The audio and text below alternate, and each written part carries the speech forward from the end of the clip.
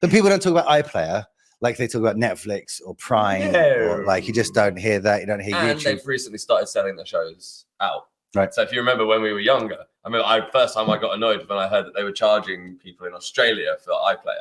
So BBC started doing. They tried to start that model a long time ago in some other places. Right. They realised they couldn't do it here. We can't because we're already charging them. They have to pay.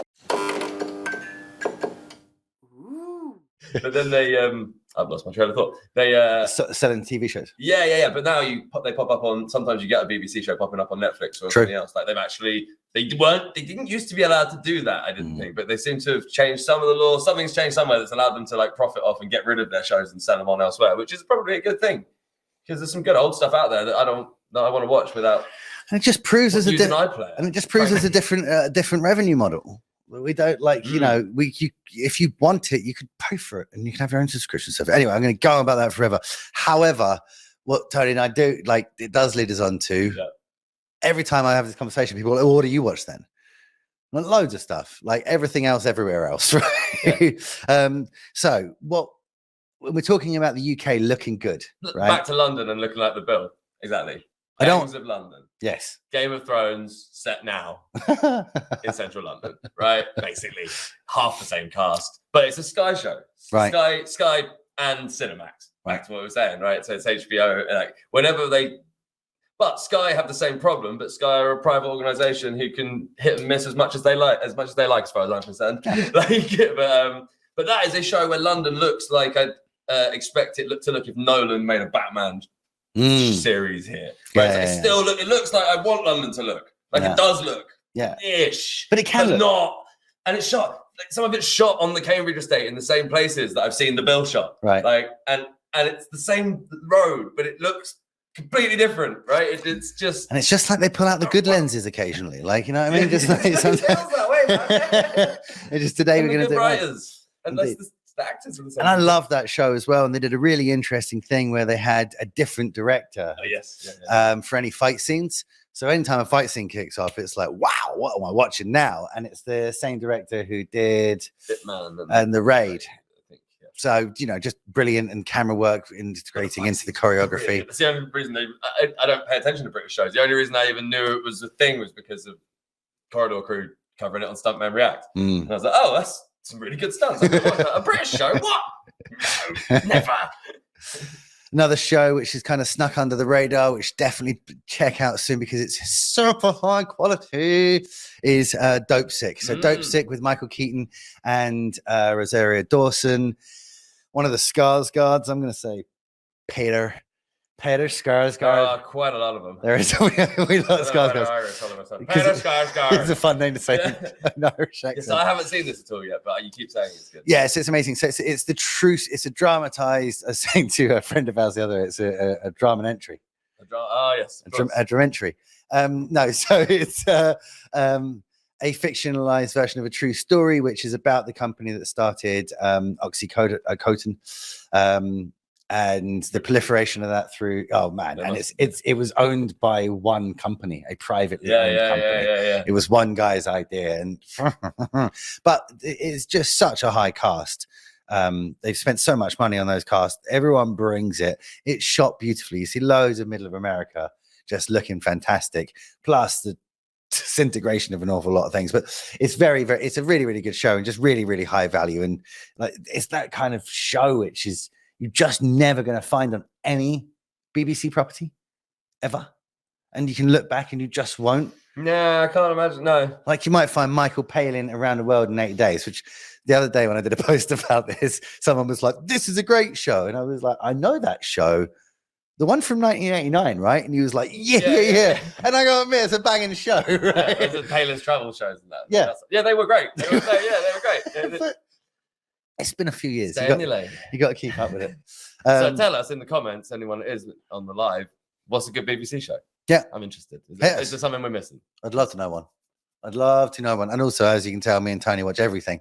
So we're going to leave you with, what is the best show out at the moment, Mr. Tony? Do you really want to taste it?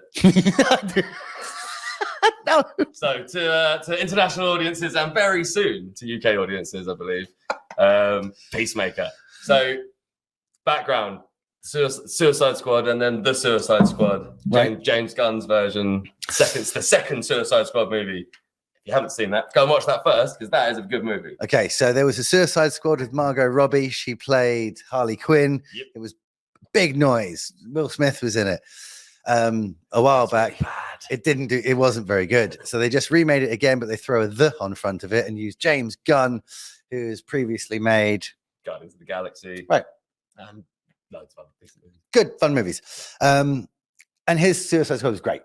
He was, yeah, tonally, just Good fun. the right tone. Idris Elba showed up hard, had a good giggle with it. Bad guy heroes, you've got to get that right? You can't just make the movie about bad guy heroes. And also, John Cena showed up, right? I didn't know I loved John Cena. I didn't know I loved hate John wrestling. Cena. I didn't know I loved John Cena, but it turns out he might be the best thing since The Rock. Yeah. He doesn't seem to take himself seriously. Not at all. I love him. He's brilliant. And that's where Peacemaker comes in. And after the success of the Suicide Squad, James Gunn literally wrote a series about one of the characters that John Cena played, because he clearly had a bunch of fun working with him, and just wrote a series. Silly as you like. They took it to DC or Warner Brothers, yeah. and they were like, hey, I mean, this is doing really, like, Suicide Squad's done incredibly. Go for it. They just said, go for it. And they've made this series, and it is as weird and silly and all over the shop as it should be. And the eagle is amazing. The intro sequence, we'll leave you this. The intro sequence is that well done. I watch it quite regularly. I snigger. On YouTube. I watch the intro quite regularly on YouTube. That's how good the show is. I don't think I've done that since Friends, right? No, right. That was Probably a long not time ago. That's probably not on YouTube. Yeah, Wind it back. just playing the video over and over again. But literally every time I watch it and the show starts, I will laugh audibly. Yeah. Just at the intro. Yeah. It's a great show. If you like comic book stuff and fun, adult humor, it's the place to go.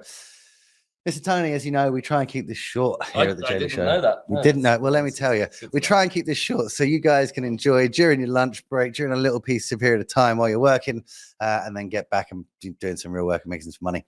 So we're going to leave you. If you want to follow my main man, Tony, where can they? Then you can find him on LinkedIn, Tony Gordon, or also on Instagram at Bones Knows. And obviously, Sir Bonesley. Actually. Sorry, Sir Bonesley. So close. And if you want to follow me, you know where to do it. Ludgrove or at GLProUK, wherever you find your entertainment. We'll leave you there. Mr. Tony? Oh, yeah, I'm in charge of everything today. That's right. Take us to the bridge. What have I done? I miss you, Mason. I didn't have the button ready or anything. Mason, come back soon.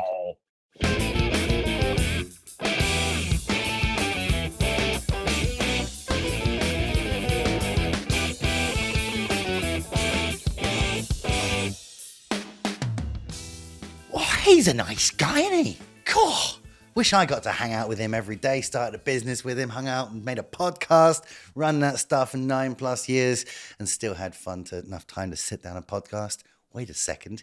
That is my life. He is my Tony. The amazing Mr. Tony Gordon today on the show. It's my favorite person to podcast with. It's who taught me what a podcast was and continually teaches me the best way to podcast.